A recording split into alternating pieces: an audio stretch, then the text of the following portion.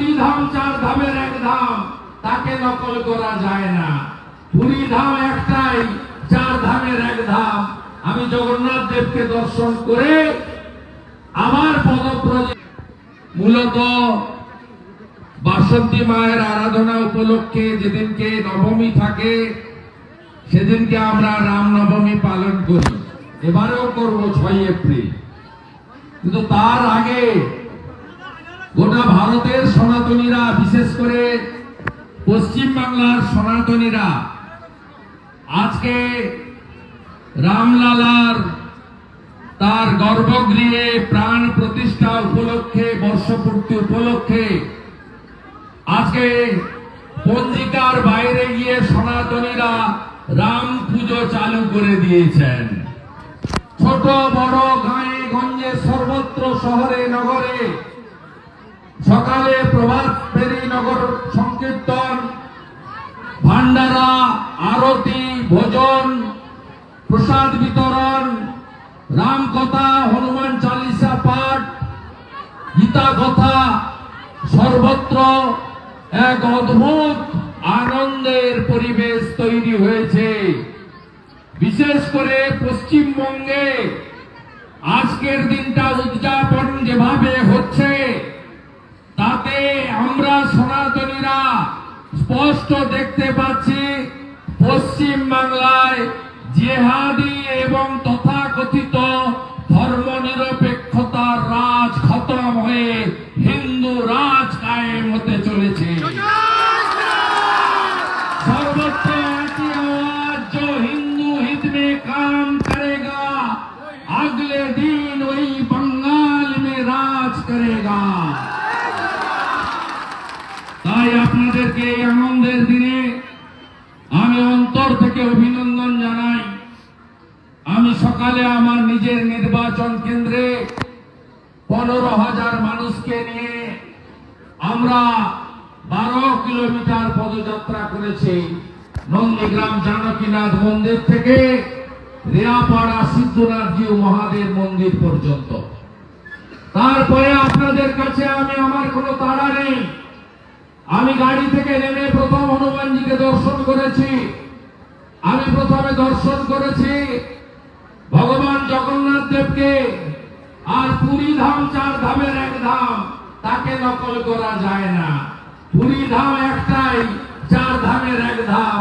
আমি জগন্নাথ দেবকে দর্শন করে আমার পদব্রজে আপনাদের সামনে এই বিরাট সনাতনী ভক্ত সম্মেলনে হাজির হয়েছে এবং আমি অত্যন্ত খুশি, কৃতজ্ঞ যে এখানে গৃহস্থ জীবনকে যারা সরিয়ে রেখে সন্ন্যাস ধর্ম গ্রহণ করেছেন, তেমন মঠ ও মন্দির থেকে আমাদের সন্ন্যাসীরা, মহন্তরা, সেবায়িতরা তারা এখানে এসেছেন।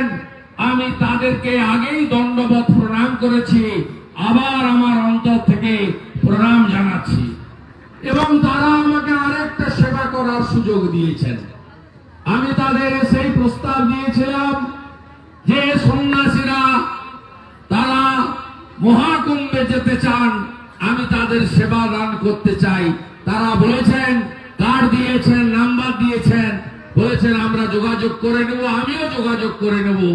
আমরা সবাই মহাকুম্ভে যাব, ত্রিবেণী সঙ্গমে, যা 144 বছর পরে আমাদের এক পরম প্রাপ্তি হিসেবে সামনে এসেছে, যেখানে ইতিমধ্যে 8 কোটি হিন্দু তারা শাহী স্নান শেষ করেছে। আমি আমার প্রিয় ভাই টুটুল দাস, আনন্দ সরকার, অনুকূল চন্দ্র পাল এদেরকে ধন্যবাদ জানাবো।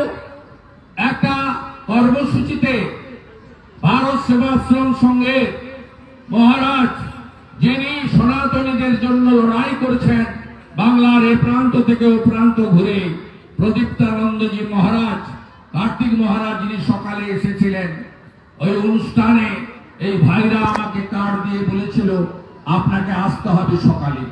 আমি বলেছিলাম সকালে নন্দীগ্রামে থাকতে হবে, কারণ তারা মুখ্যমন্ত্রীকে ফেলে আমার মতো একজন হিন্দু বাড়ির ছেলেকে ভোট দিয়ে বিধানসভায় পাঠিয়েছে, আমাকে সেখানে যেতে হবে। আপনারা আপনারা আপনারা বিকালে আপনি আসুন, কোনো সমস্যা হবে না। তাই বিকালে আমি এখানে পৌঁছেছি। আমি ধন্যবাদ জানাই এখানে উপবিষ্ট আত্মসেবানন্দ পুরী মহারাজকে, শক্তি মহারাজকে। এর বাইরেও আমার কলিগরা এখানে আছেন। মাননীয় বিধায়ক, তার দুটো পায়ে সম্প্রতি অস্ত্রোপচার হয়েছে। আমার মনে হয় তিনি আজকে এই পুণ্য অনুষ্ঠানে প্রথম বেরোলেন, পার্থসারথী চ্যাটার্জি মহোদয়। স্থানীয় বিধায়ক, প্রাক্তন মন্ত্রী আমাদের বঙ্কিম ঘোষ, আরেক জনপ্রিয় বিধায়ক আমার কলিগ অসীম বিশ্বাস, এবং শিক্ষক মনোজ বিশ্বাস সহ শক্তি মহারাজ সহ সকলকে আমি আন্তরিক প্রণাম, শ্রদ্ধা, অভিনন্দন ইত্যাদি জ্ঞাপন করছি। আপনারা জানেন যে আমরা এপারের হিন্দু এবং ওপারের হিন্দু, আমরা কেউ ভালো নেই, আমরা অত্যাচারিত।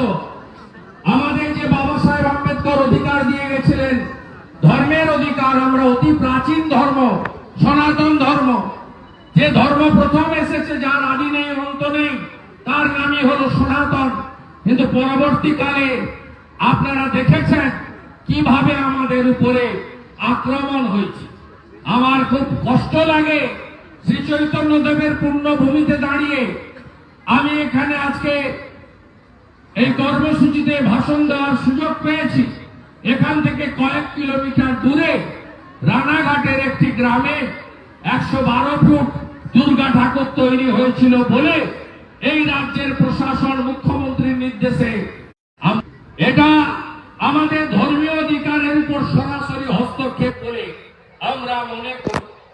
আমি আপনাদের কাছে আজকের দিনের মাহাত্ম্য আপনারা শুনেছেন যে আজ থেকে 500 বছর আগে আমাদের যে রামলালার জন্মস্থান ছিল, সেখানে বাবরের আক্রমণে, স্বৈরাচারী বাবরের আক্রমণে সেই রাম জন্মভূমি এবং তার যে আমাদের প্রতিষ্ঠার পূর্ণ জায়গা দখল হয়ে গেছিল। একদিনে 70,000 সনাতনীকে খুন করা হয়েছে এবং 67 বার মোট ওখানে আক্রমণ করা হয়েছে। হিন্দুদের উপরে 3 লক্ষের বেশি সনাতনী এই রাম জন্মভূমিতে আত্মবলিদান করেছে। আজকের নতুন প্রজন্ম এই ইতিহাসকে শ্রদ্ধার সঙ্গে স্মরণ করতে হবে। এবং আমি দায়িত্ব নিয়ে বলছি, যদি নরেন্দ্র দামোদর দাস মোদী ভারতবর্ষের প্রধানমন্ত্রী না হতেন, তাহলে কখনোই রাম মন্দির তৈরি হতো না।